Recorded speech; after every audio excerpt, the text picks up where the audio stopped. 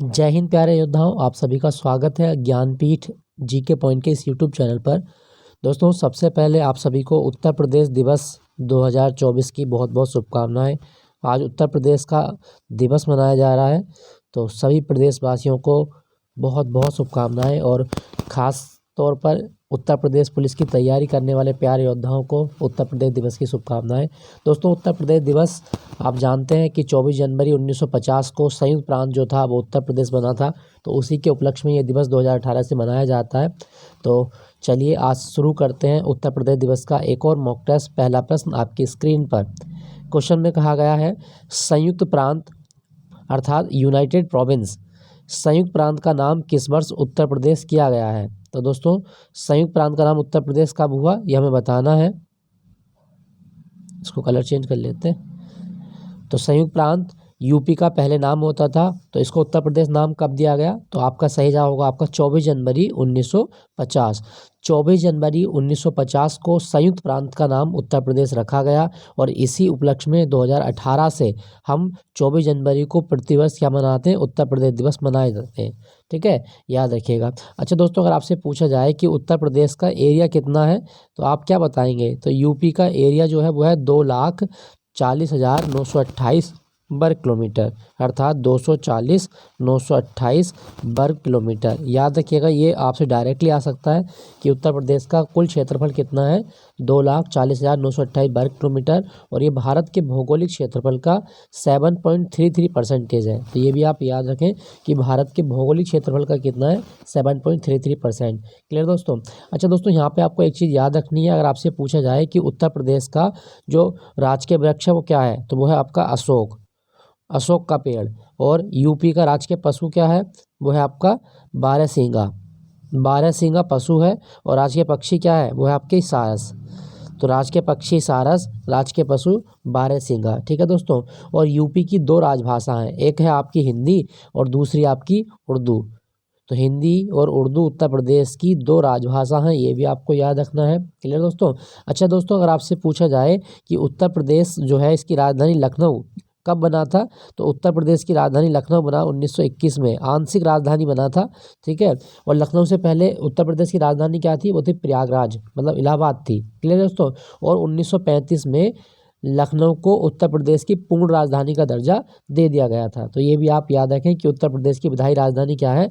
वो है आपका लखनऊ। अच्छा दोस्तों, अगर आपसे पूछा जाए कि उत्तर प्रदेश में लोकसभा की कितनी सीटें हैं, तो वो है 80, राज्यसभा की कितनी है? 31, और विधानसभा की 403, और विधान परिषद की 100 सीटें हैं। ठीक है। उत्तर प्रदेश में कितने संभाग हैं? तो वो है 18। और अगर आपसे पूछे कि कितने ज़िले हैं, तो 75 ज़िले हैं, ये भी आपको याद रखना है। नगर निगम कितने हैं? 17 नगर निगम है। और आप याद रखिएगा कि उत्तर प्रदेश के 8 जनपद ऐसे हैं जो एनसीआर का हिस्सा है। ठीक है, याद रखिएगा। और यूपी का जो अंतर्राष्ट्रीय मतलब सीमा है, यूपी की अंतर्राष्ट्रीय सीमा किस देश के साथ साझा होती है? वो नेपाल के साथ साझा होती है। तो ये भी आपको याद रखना है। तो आपसे पूछा गया है कि यूनाइटेड प्रोविंस को उत्तर प्रदेश नाम कब दिया गया? 24 जनवरी 1950, ऑप्शन बी। नेक्स्ट प्रश्न है आपका, अगला प्रश्न। उत्तर प्रदेश में न्यायिक अनुसंधान एवं प्रशिक्षण केंद्र किस शहर में है? तो उत्तर प्रदेश में न्यायिक अनुसंधान केंद्र कहाँ पर है? आपके ऑप्शन है प्रयागराज, लखनऊ, कानपुर, गोरखपुर। सही जवाब होगा आपका ऑप्शन बी, लखनऊ। लखनऊ में उत्तर प्रदेश न्यायिक अनुसंधान एवं प्रशिक्षण केंद्र है। और लखनऊ जो है ना, ये कौन सी नदी के किनारे है? तो लखनऊ दोस्तों गोमती नदी के किनारे है। ठीक है, गोमती नदी। अच्छा, अगर आपसे पूछा जाए कि नेशनल बॉटनिकल रिसर्च इंस्टीट्यूट कहाँ पर है, तो नेशनल बॉटनिकल रिसर्च इंस्टीट्यूट ये लखनऊ में है। और लखनऊ में आपको सेंट्रल ड्रग रिसर्च इंस्टीट्यूट भी याद रखना है। केंद्रीय विश्व विज्ञान अनुसंधान संस्थान लखनऊ में है। और आप याद रखें केंद्रीय औषधि अनुसंधान केंद्र, ये भी आपका लखनऊ में है। अच्छा दोस्तों, क्या आपको पता है कि लखनऊ में उत्तर प्रदेश का कोई सा क्रिकेट स्टेडियम है? हाँ, आपको याद रखना है कि अटल बिहारी वाजपेयी क्रिकेट स्टेडियम, ये उत्तर प्रदेश में कहाँ पर है? तो अटल बिहारी वाजपेयी जी के नाम पे क्रिकेट स्टेडियम है, और ये लखनऊ में है क्रिकेट स्टेडियम। ठीक है दोस्तों, याद रखिएगा, पूछा जाता है आपके एग्जाम में। तो अटल बिहारी वाजपेयी क्रिकेट स्टेडियम लखनऊ। ठीक है। और मैं आपको एक चीज़ बता दूं दोस्तों, जो लखनऊ है ना, लखनऊ चिकनकारी के लिए प्रसिद्ध है। चिकनकारी एक प्रकार की कढ़ाई होती है जो कपड़ों पे की जाती है। क्लियर, याद रखिएगा। अच्छा चलिए बात करते हैं कानपुर की। भारत में दलहन अनुसंधान केंद्र कहाँ पर है? तो कानपुर में। और शुगर मतलब चीनी अनुसंधान केंद्र कहाँ पर है? कानपुर में। कानपुर को उत्तर भारत का मैनचेस्टर भी कहा जाता है, तो ये भी आप याद रखिएगा। दलहन और शुगर के लिए जो अनुसंधान संस्थान है वो कानपुर में है। गोरखपुर, गोरखपुर अपने खिचड़ी मेले के लिए प्रसिद्ध है। ये भी आप याद रखना कि उत्तर प्रदेश में मकर संक्रांति पर खिचड़ी मेला कहाँ लगता है? तो गोरखपुर में खिचड़ी मेला लगता है, ये भी आपको याद रखना है। ठीक है दोस्तों, चलिए। तो आपसे पूछा गया था कि न्यायिक अनुसंधान एवं प्रशिक्षण केंद्र कहाँ पर है? ऑप्शन बी लखनऊ में है। नेक्स्ट प्रश्न है आपका, उत्तर प्रदेश में बीबी गिरी राष्ट्रीय श्रम संस्थान किस शहर में है? तो दोस्तों बीबी गिरी राष्ट्रीय श्रम संस्थान आपके ऑप्शन है प्रयागराज, लखनऊ, नोएडा, कानपुर। तो सही जवाब होगा आपका नोएडा, गौतम बुद्ध नगर में है। तो ये आप याद रखिएगा, बीबी गिरी राष्ट्रीय श्रम संस्थान नोएडा, गौतम बुद्ध नगर है। ठीक है दोस्तों, याद रखिएगा। अच्छा दोस्तों, अगर आपसे पूछा जाए कि उत्तर प्रदेश का कौन सा जनपद सॉफ्टवेयर उद्योग के लिए प्रसिद्ध है? तो आप याद रखिएगा नोएडा वो जिला है या गौतम बुद्ध नगर वो जिला है जो सॉफ्टवेयर उद्योग के लिए प्रसिद्ध है। ठीक है दोस्तों, याद रखना, पूछा जाता है आपके एग्जाम में, और ये एनसीआर में शामिल है। जो गौतम बुद्ध नगर है वो एनसीआर में शामिल है, ये भी आपको याद रखना है। क्लियर दोस्तों, चलिए अगले प्रश्न की ओर बात करते हैं। अगला प्रश्न क्या कहता है, उत्तर प्रदेश को कितने कृषि जलवायु क्षेत्रों में बांटा गया है? ठीक है, आपके ऑप्शन है 8, 9, 11 या 15। तो दोस्तों आपको याद रखना है कि उत्तर प्रदेश में एग्रो क्लाइमेटिक जोन कितने हैं? सही जवाब का 9। उत्तर प्रदेश को 9 एग्रो क्लाइमेटिक जोन में बांटा गया है, तो 9 इसका सही जवाब है। अच्छा दोस्तों, अगर आपसे कहता है कि भारत को कितने कृषि जलवायु क्षेत्रों में बांटा गया है, तो भारत को 15 कृषि जलवायु क्षेत्रों में बांटा गया है, जबकि उत्तर प्रदेश को 9 कृषि जलवायु क्षेत्रों में बांटा गया है। अच्छा दोस्तों, अगर आपसे पूछ लेता है एग्जाम में कि उत्तर प्रदेश की जो जलवायु है वो कैसी है, तो आप याद रखिएगा उष्ण कटिबंधीय मानसूनी। उत्तर प्रदेश की जलवायु कैसी है? उष्ण कटिबंधीय मानसूनी है। ठीक है दोस्तों, ये पूछा जाता है आपके एग्जाम में, तो ये भी आप याद रखिएगा, उष्ण कटिबंधीय मानसूनी। क्लियर। अच्छा दोस्तों, अगर आपसे पूछा जाए कि भूगर्भिक दृष्टि से उत्तर प्रदेश किसका भाग है, तो आप याद रखना भूगर्भिक दृष्टि से उत्तर प्रदेश गोंडवाना लैंड का एक भाग है। गोंडवाना लैंड का एक भाग है, तो ये भी आपको याद रखना है। ठीक है, तो आपसे पूछा गया था उत्तर प्रदेश में कृषि जलवायु क्षेत्र, वो है आपके 9। चलिए अगले प्रश्न की बात करते हैं। उत्तर प्रदेश में हिंडाल्को किस उद्योग के लिए प्रसिद्ध है? दोस्तों हिंडाल्को जो जगह है वो रेणुकूट में है, और ये किसके लिए प्रसिद्ध है? आपके ऑप्शन है पीतल की हस्तशिल्प, एल्यूमिनियम उद्योग, कांच उद्योग या सीमेंट उद्योग। सही जवाब होगा आपका ऑप्शन बी, एल्यूमिनियम उद्योग के लिए प्रसिद्ध है हिंडाल्को। तो हिंडाल्को एल्यूमिनियम कारखानों के लिए जाना जाता है, ये आप याद रखिएगा। ठीक है दोस्तों, दोस्तों यहाँ पे लिखा है सीमेंट उद्योग, तो चुर्क, चुर्क एक जगह है, ये सीमेंट उद्योग के लिए प्रसिद्ध है। ठीक है, कांच के लिए आप जानते हैं फिरोजाबाद, कांच उद्योग के लिए फिरोजाबाद प्रसिद्ध है, तो ये भी आपको याद रखना है। ठीक है, फिरोजाबाद, इसे उत्तर प्रदेश की सुहाग नगरी भी कहा जाता है। पीतल की हस्तशिल्प की बात करते हैं, उत्तर प्रदेश का मुरादाबाद, अपना गृह जनपद मुरादाबाद, ये किसके लिए प्रसिद्ध है? पीतल की हस्तशिल्प के लिए। मुरादाबाद को तो पीतल नगरी भी कहा जाता है उत्तर प्रदेश की। तो आपसे पूछा गया था कि उत्तर प्रदेश में हिंडाल्को किस उद्योग के लिए प्रसिद्ध है, वो है आपका एल्यूमिनियम उद्योग। अगला प्रश्न आपकी स्क्रीन पर क्या कहता है, कहा गया है महात्मा बुद्ध ने अपना पहला उपदेश किस स्थान पर दिया था? दोस्तों महात्मा बुद्ध के पहले उपदेश की घटना को हम कहते हैं धर्म चक्र प्रवर्तन। धर्म चक्र प्रवर्तन, बौद्ध धर्म में जो पहला सरमन दिया था महात्मा बुद्ध ने, पाली भाषा में दिया था, और ये कहाँ दिया था आपसे पूछा गया है। आपके ऑप्शन है बोध गया, कुशीनगर, सकिंसा या सारनाथ। सही जवाब होगा आपका ऑप्शन डी सारनाथ, और सारनाथ जो जगह है ये वाराणसी में है। ठीक है, सारनाथ वाराणसी में एक जगह है, यहाँ पर महात्मा बुद्ध ने अपना पहला उपदेश दिया था पाली भाषा में, और इस घटना को बौद्ध धर्म ग्रंथों में क्या कहा गया है? धर्म चक्र प्रवर्तन कहा गया है। ठीक है दोस्तों, याद रखिएगा। अच्छा, सारनाथ का एक नाम और भी है, वो है आपका ऋषिपत्नम। अगर आपसे पूछा जाए कि सारनाथ का दूसरा नाम क्या है, वो है ऋषिपत्नम। ठीक है, ऋषिपत्नम या मृगदाब भी इसको बोलते हैं। क्लियर, याद रखिएगा। अच्छा दोस्तों, यहाँ पे हम बात करते हैं कुछ ऑप्शन के बारे में। अगर आपसे पूछा जाए कि भगवान बुद्ध को ज्ञान की प्राप्ति कहाँ हुई, तो हुई थी बोध गया में, और कौन सी नदी के किनारे? निरंजना। भगवान बुद्ध को ज्ञान की प्राप्ति निरंजन नदी के किनारे हुई थी, बोध गया में। पेड़ कौन सा था? पीपल का पेड़ था, पीपल का पेड़ था, ये भी आपको याद रखना है। कुशीनगर में भगवान बुद्ध को निर्वाण की प्राप्ति हुई थी, निर्वाण मतलब मृत्यु की प्राप्ति हुई थी। सकिंसा, सकिंसा वो जगह है जहाँ पर स्त्रियों को बौद्ध धर्म में प्रवेश की अनुमति दी गई थी, तो ये भी आप याद रखिएगा। तो आपसे पूछा गया था पहला उपदेश सारनाथ में दिया गया था, ऑप्शन डी। नेक्स्ट प्रश्न आपका क्या कहता है, अगले प्रश्न में कहा गया है केंद्रीय उच्च तिब्बती शिक्षा संस्थान किस शहर में है? तो दोस्तों उच्च तिब्बती शिक्षा संस्थान आपके ऑप्शन है प्रयागराज, वाराणसी, लखनऊ या कानपुर। सही जवाब होगा आपका ऑप्शन बी वाराणसी। केंद्रीय उच्च तिब्बती शिक्षा संस्थान ये वाराणसी में है। और वाराणसी जो है ना, इसको काशी भी कहा जाता है। काशी, अगर आपसे पूछा जाए एग्जाम में कि कसी का बोली उत्तर प्रदेश में कहाँ बोली जाती है, तो आप याद है कसी का बोली वाराणसी में बोली जाती है। और वाराणसी में क्या आपको याद रखना है, वाराणसी में आपको याद रखना है भारतीय सब्जी अनुसंधान केंद्र। सब्जी अनुसंधान केंद्र कहाँ पर है, तो यह आपका वाराणसी में। भगवान विश्वनाथ की नगरी कहा जाता है वाराणसी को, ज्ञान की नगरी या मोक्ष की नगरी, दीप की नगरी। तो ये सारे नाम आप याद रखिएगा वाराणसी के बारे में। अच्छा दोस्तों, वाराणसी मोदी जी का लोकसभा क्षेत्र भी है। वर्तमान भारतीय प्रधानमंत्री श्री नरेंद्र मोदी जी का लोकसभा क्षेत्र है वो है वाराणसी। ठीक है। अच्छा दोस्तों, अगर आपसे पूछा जाए कि ज्ञान वापी मस्जिद कहाँ पर है, तो आप याद रखिएगा ज्ञान वापी मस्जिद ये औरंगजेब ने बनवाई थी काशी विश्वनाथ मंदिर को तोड़ के। ये कहाँ पर आपका, ये वाराणसी में ही है। ठीक है, पूछा जाता है। तो आपसे पूछा गया था केंद्रीय उच्च तिब्बती शिक्षा संस्थान वाराणसी में है। अच्छा दोस्तों, यहाँ पे लिखा गया है प्रयागराज। अगर आपसे पूछा जाए कि एक दिन के लिए भारत की राजधानी कौन सा शहर बना था, तो एक दिन के लिए भारत की राजधानी बना था प्रयागराज। 1858 की बात है, एक दिन की राजधानी बना था। ठीक है, ये आप याद रखना। 1858 की वो डेट, 1 नवंबर 1858 को प्रयागराज एक दिन के लिए भारत की राजधानी बनाया गया था। क्लियर। नेक्स्ट प्रश्न आपका क्या कहता है, उत्तर प्रदेश का कौन सा शहर चिकनकारी के लिए प्रसिद्ध है? दोस्तों चिकनकारी मैं आपको ऑलरेडी बता चुका हूँ कि चिकनकारी एक प्रकार की कढ़ाई होती है। और ये कौन शहर है, वो है आपका लखनऊ। नवाबों का शहर लखनऊ, ये चिकनकारी के लिए प्रसिद्ध है। चिकनकारी कपड़ों पर की जाने वाली एक कढ़ाई होती है। तो ये आप याद रखिएगा, ऑप्शन सी इसका सही जवाब है। ठीक है दोस्तों। अच्छा दोस्तों, अगर आपसे पूछा जाए कि उत्तर प्रदेश की पेठा नगरी किसे कहा जाता है, तो पेठा नगरी कहा गया है आगरा को। आगरा। और आगरा की स्थापना किसने की थी, 1504 ईस्वी में सिकंदर लोदी ने की थी। सिकंदर लोदी, ये भी आपको याद रखना है। ठीक है दोस्तों, पूछा जाता है। फतेहपुर सीकरी किसने बसाया था, मुगल बादशाह अकबर ने बसाया था फतेहपुर सीकरी। तो ये भी आपको याद रखना है। चिकनकारी के लिए कौन सा शहर है, लखनऊ, ऑप्शन सी। नेक्स्ट प्रश्न है आपका, संयुक्त प्रांत के प्रथम मुख्यमंत्री कौन थे?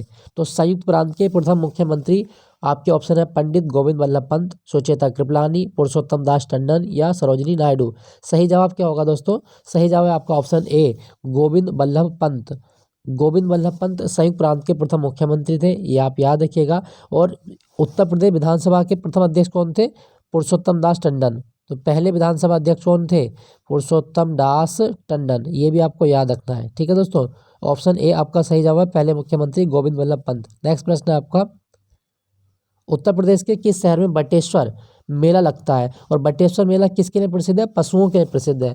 आपके ऑप्शन है गोरखपुर, बलरामपुर, मथुरा या आगरा। सही जवाब है आपका ऑप्शन डी, आगरा में बटेश्वर मेला लगता है। ठीक है, बटेश्वर मेला आगरा। अच्छा दोस्तों, गोरखपुर में कौन सा मेला लगता है, तो खिचड़ी मेला लगता है। खिचड़ी मेला मकर संक्रांति पे लगता है, ये आप याद रखिएगा, खिचड़ी मेला। दूसरा, बलरामपुर में देवी पाटन मेला लगता है, देवी पाटन मेला, देवी पाटन मेला। मथुरा में सबसे ज़्यादा मेले लगते हैं, ये आप याद रखिएगा। और मथुरा में सबसे फेमस है आपकी लठमार होली, बरसाना मथुरा ये सब जो क्षेत्र है, तो लठमार होली ये मथुरा में मनाई जाती है। ठीक है दोस्तों, याद रखिएगा। आपसे पूछा गया था बटेश्वर पशु मेला आगरा में लगता है, ऑप्शन डी आपका सही जवाब है। नेक्स्ट प्रश्न है आपका, महाजनपद काल में सूरसेन महाजनपद की राजधानी कौन सी थी? दोस्तों महाजनपद काल में 16 महाजनपद थे और 16 में से 8 महाजनपद ऐसे थे जो यूपी में थे। तो सूरसेन महाजनपद की राजधानी फर्रुखाबाद, श्रावस्ती, अयोध्या या मथुरा। सही जवाब होगा आपका ऑप्शन डी, मथुरा सूरसेन महाजनपद की राजधानी थी, आप याद रखिएगा, आपसे पूछा जाता है। अच्छा दोस्तों, यहाँ पे पूछता है आपसे, अगर कौशल की राजधानी क्या थी, तो कौशल की राजधानी थी आपकी अयोध्या। कौशल महाजनपद की राजधानी अयोध्या थी और सूरसेन महाजनपद की राजधानी मथुरा थी। नेक्स्ट प्रश्न है आपका,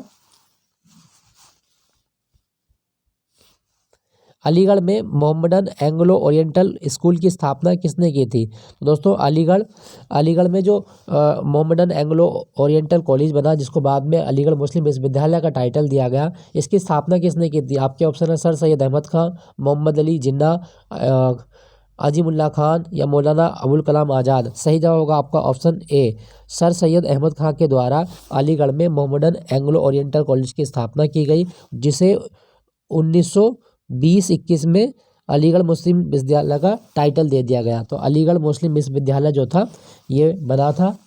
ठीक है, आपको याद रखना, आपसे पूछा जाएगा तो ये आप याद रखेंगे। अच्छा दोस्तों, अगर आपसे पूछा जाए कि अलीगढ़ आंदोलन का नेता कौन था, तो सही जवाब क्या होगा? अलीगढ़ आंदोलन के नेता भी थे सर सैयद अहमद खां। क्या आपको पता है कि अलीगढ़ को प्राचीन समय में कोयल नगरी कहा जाता था? अगर आपके एग्जाम में क्वेश्चन आए कि अलीगढ़ को प्राचीन समय में क्या कहा गया, तो कोयल नगरी। उत्तर प्रदेश में कौन सा जिला कोयल नगरी कहा जाता था? तो वो है आपके अलीगढ़। ठीक है, अलीगढ़ में इस स्कूल की स्थापना किसने की? सर सैयद अहमद खान ने की थी। नेक्स्ट प्रश्न आपका, भारत छोड़ो आंदोलन के दौरान उत्तर प्रदेश के किस जिले में समानांतर सरकार की स्थापना की गई? दोस्तों, समानांतर सरकार का मतलब था कि अपने ही लोगों के लिए अपने लोगों की सरकार। तो समानांतर सरकार कहाँ बनी थी? 10 अगस्त 1942 को चित्तू पांडे के नेतृत्व में, चित्तू पांडे जिसको बलिया का शहर कहा जाता है, तो बलिया में बनी थी समानांतर सरकार भारत छोड़ो आंदोलन के दौरान।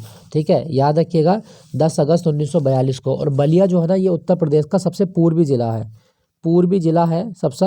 और गंगा नदी जब उत्तर प्रदेश से बाहर निकलती है तो कहाँ से निकलेगी? बलिया से। एंटर होता है बिजनौर में, निकलती है बलिया से। तो ये भी आप याद रखिएगा। ठीक है, बागी बलिया के नाम से जाना जाता है। तो समांतर सरकार बनी थी बलिया में, और बलिया उत्तर प्रदेश का सबसे पूर्वी जिला है। ठीक है दोस्तों, यहाँ पे लिखा गया है फैजाबाद। अगर आपसे पूछे कि फैजाबाद का नया नाम क्या है, तो वह है अयोध्या। फैजाबाद का नया नाम अयोध्या है। नेक्स्ट प्रश्न आपका, एक रिपीट क्वेश्चन आपका, किस शहर को 88,000 ऋषियों की तपोभूमि कहा गया है? तो 88,000 ऋषियों की तपोभूमि कहा जाता है सीतापुर को। Option B, Sitapur. अच्छा, क्या आपको पता है कि अकबर का जो राजस्व मंत्री था टोडरमल, अकबर का जो राजस्व मंत्री टोडरमल है, उसका जन्म कहाँ हुआ था? तो आप याद रखिएगा, अकबर का राजस्व मंत्री टोडरमल सीतापुर में ही पैदा हुआ था। ठीक है, अकबर का राजस्व मंत्री टोडरमल था, और टोडरमल जो है ये सीतापुर में ही पैदा हुआ था। ठीक है, याद रखना। और सीतापुर को नैमिषारण्य और 88,000 ऋषियों की तपोभूमि कहा जाता है। यहाँ पे ना एक बड़ा फेमस तीर्थ स्थल है नैमिषारण्य, मेला लगता है वहाँ पे। तो नैमिषारण्य का मेला कहाँ लगेगा? सीतापुर में लगता है। ठीक है, याद रखिएगा। नेक्स्ट प्रश्न है आपका, चंद्रशेखर आजाद कृषि एवं प्रौद्योगिकी विश्वविद्यालय किस शहर में है? तो दोस्तों, चंद्रशेखर आजाद कृषि एवं प्रौद्योगिकी विश्वविद्यालय यह आपका कानपुर में। ऑप्शन सी, कानपुर में है, ये आप याद रखना। अच्छा, कानपुर में कौन सा स्टेडियम है? Green park. Green park cricket stadium कहाँ पर है? उत्तर प्रदेश में। तो जवाब होगा आपका कानपुर में है। ग्रीन पार्क क्रिकेट स्टेडियम पूछा जाता है आपके एग्जाम में, याद रखिएगा। तो green park cricket stadium Kanpur में है। क्लियर? अच्छा दोस्तों, अगर आपसे पूछा जाए कि उत्तर प्रदेश में मॉडर्न कोच फैक्ट्री कहाँ पर है, तो भारतीय रेलवे की मॉडर्न कोच फैक्ट्री है आपका रायबरेली में। मॉडर्न कोच फैक्ट्री रायबरेली में। ठीक है, याद रखिएगा। तो आपसे पूछा गया था चंद्रशेखर आजाद कृषि विश्वविद्यालय कानपुर में है। Option C. नेक्स्ट प्रश्न आपका, उत्तर प्रदेश का कौन सा जिला अपनी ब्लैक पोट्री के लिए जाना जाता है? ब्लैक पोट्री, तो कौन सा जिला है आपका? सही जवाब होगा आपका ऑप्शन सी, आजमगढ़। आजमगढ़ में एक जगह है निज़ामाबाद। तो निज़ामाबाद विशेष प्रकार के जो काली मिट्टी के बर्तन हैं उनके लिए प्रसिद्ध है। तो आप याद रखिएगा, ब्लैक पोट्री ये आजमगढ़ की प्रसिद्ध है, पूछा जाता है आपके एग्जाम में।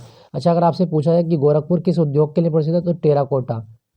टेराकोटा आग में मिट्टी को पका के कलाकृतियाँ बनाई जाती हैं, तो टेराकोटा के लिए प्रसिद्ध है गोरखपुर। और यह देसी घी के लिए प्रसिद्ध है, देसी घी, ये भी आपको याद रखना है।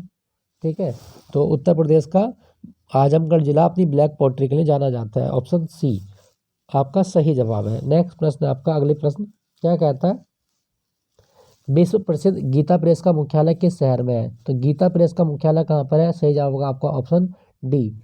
Option D, Gorakhpur. और गीता प्रेस कब बनी थी? 1923 में। गीता प्रेस का मुख्य काम क्या है कि भगवत गीता को छापना और उसका प्रचार प्रसार करना। ठीक है, गोरखपुर में है गीता प्रेस का मुख्यालय। और गोरखपुर में कौन सी नदी बहती है? राप्ती। राप्ती नदी बहती है गोरखपुर में, तो ये भी आपको याद रखना है। ठीक है। अच्छा दोस्तों, क्या आपको पता है कि उत्तर प्रदेश का जो पहला आयुष विश्वविद्यालय बना वो कहाँ बना था?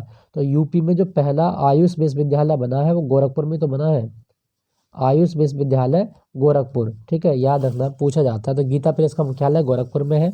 नेक्स्ट प्रश्न आपका, उत्तर प्रदेश का एकमात्र शास्त्रीय नृत्य कौन सा है? तो यूपी में एकमात्र क्लासिकल डांस है कथक। और कथक को कहानीकारों का नृत्य भी कहा जाता है। ठीक है, कथक जो है ये कहानीकारों का नृत्य कहलाता है और इसकी उत्पत्ति उत्तर प्रदेश से हुई है। याद रखना, इसमें स्पेशल वेशभूषा होती है, आंखों की कलाएं होती हैं, हाथों की मुद्राएं होती हैं। साथ साथ जब इस नृत्य को किया जाता है तो अपने मुंह से कोई कहानी कही जाती है। और कथक जो है इसकी उत्पत्ति ब्रज क्षेत्र से भी मानी जाती है। ब्रज क्षेत्र से मानी जाती है। और कथक को सबसे ज़्यादा प्रसिद्धि कब मिली? बाजिद अली शाह के टाइम में मिली थी। बाजिद अली शाह जो अवध के नवाब थे, उनके टाइम में कथक को सबसे ज़्यादा प्रसिद्धि मिली है। ठीक है, तो यूपी का एकमात्र क्लासिकल डांस है कथक। याद रखिएगा, पूछा जाता है। चरकुला तो आप जानते हैं कि 108 दीप रख के ये किया जाता है अपने सर पर। ठीक है, याद रखिएगा। नेक्स्ट प्रश्न है आपका, ब्रज भाषा किस अपभ्रंश से विकसित हुई है? दोस्तों ब्रज भाषा ये मथुरा में, जो मथुरा के आसपास का क्षेत्र है वहाँ बोली जाती है। तो ब्रज भाषा किस अपभ्रंश से विकसित हुई है? आपके ऑप्शन है शौरसेनी अपभ्रंश, खस अपभ्रंश, पैसाची या ब्राचड़। सही जवाब होगा आपका ऑप्शन ए, ब्रज भाषा शौरसेनी अपभ्रंश से विकसित हुई है। ठीक है दोस्तों, याद रखिएगा, आपसे पूछा जाता है। अगर आपसे पूछा जाए कि तुलसीदास ने अपनी जो रचनाएं लिखी हैं वो किस भाषा में लिखी हैं, वो ब्रज भाषा में लिखी हैं। ठीक है, और तुलसीदास की बिना पत्रिका किस भाषा में लिखी गई है? तो वो है आपका ब्रज भाषा। याद रखिएगा, ब्रज भाषा शौरसेनी अपभ्रंश से निकली है। नेक्स्ट प्रश्न है आपका, उत्तर प्रदेश के किस जिले में ढाई घाट मेला लगता है? तो दोस्तों ढाई घाट मेला यूपी में कहाँ लगता है? ऑप्शन आपके शाहजहाँपुर, मेरठ, कासगंज या आगरा। सही जवाब है आपका ऑप्शन ए, शाहजहाँपुर में लगता है ढाई घाट मेला। मेरठ की बात करूँ तो नौचंदी मेला बड़ा फेमस है यहाँ पे, नौचंदी मेला मेरठ। और एक है आपका कासगंज में लगता है सोरो मेला कासगंज। क्लियर, याद रखिएगा, आपसे पूछा जाता है तो इसको भी आपको याद रखना है। नेक्स्ट प्रश्न है आपका, अगला प्रश्न, आचार्य नरेंद्र देव कृषि एवं प्रौद्योगिकी विश्वविद्यालय किस जिले में है? तो आचार्य नरेंद्र देव कृषि एवं प्रौद्योगिकी विश्वविद्यालय, आपके सही जवाब क्या होगा? ऑप्शन सी, अयोध्या में है। अयोध्या को फैजाबाद भी कहा जाता था, तो अयोध्या में है आचार्य नरेंद्र देव कृषि विश्वविद्यालय।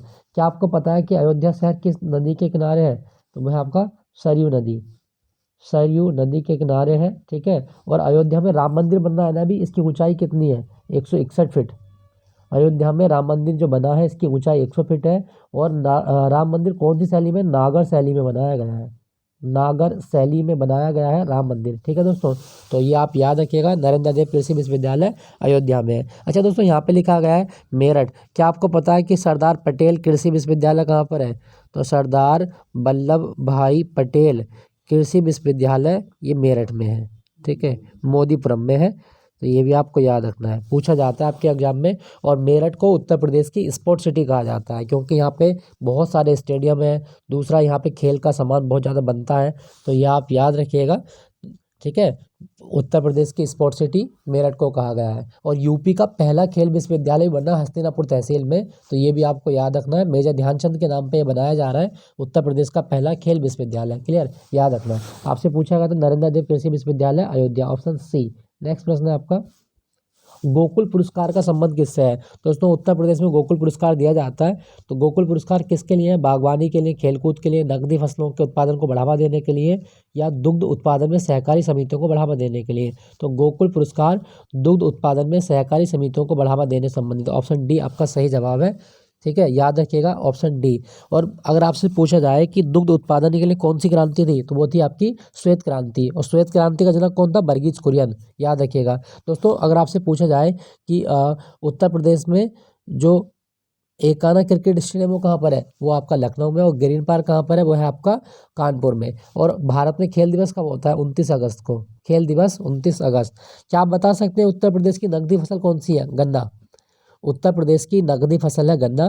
तो आपसे पूछा गया था क्वेश्चन में कि गोकुल पुरस्कार ये दुग्ध उत्पादन में सहकारी समितियों को बढ़ावा देने संबंधित है। नेक्स्ट प्रश्न है आपका, अगला प्रश्न, उत्तर प्रदेश में एंटी भूमाफिया टास्क फोर्स का गठन कब किया गया? तो एंटी भूमाफिया, ये भूमिया लिख दिया, ये भूमाफिया है। ठीक है, एंटी भूमिया या एंटी भूमाफिया, एक्चुअली में इसको सही कर लीजिएगा, ये भूमाफिया है। ठीक है, थोड़ा मिस प्रिंटिंग हो जाता है।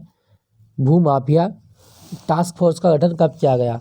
तो आप याद रखिएगा, उत्तर प्रदेश में जो एंटी भूमाफिया टास्क फोर्स बनी थी 8 मई 2017 को। ऑप्शन ए, 8 मई 2017 एंटी भूमाफिया टास्क फोर्स। नेक्स्ट प्रश्न है आपका, बेगम समरू का चर्च जिसे मदर मरियम का तीर्थ स्थल माना जाता है, किस ज़िले में है? तो दोस्तों बेगम समरू का चर्च ये अपनी अनूठी कला के लिए जाना जाता है और ये सरधना में है। सरधना एक तहसील है मेरठ ज़िले की, तो सरधना तहसील में है बेगम समरू का चर्च, जिसे मदर मरियम का तीर्थ स्थल भी माना जाता है। ठीक है दोस्तों। दोस्तों अगर आपसे पूछा जाए ना कभी कि उत्तर प्रदेश में सर्वाधिक ईसाई आबादी वाला ज़िला कौन सा है, तो आप याद रखना मेरठ।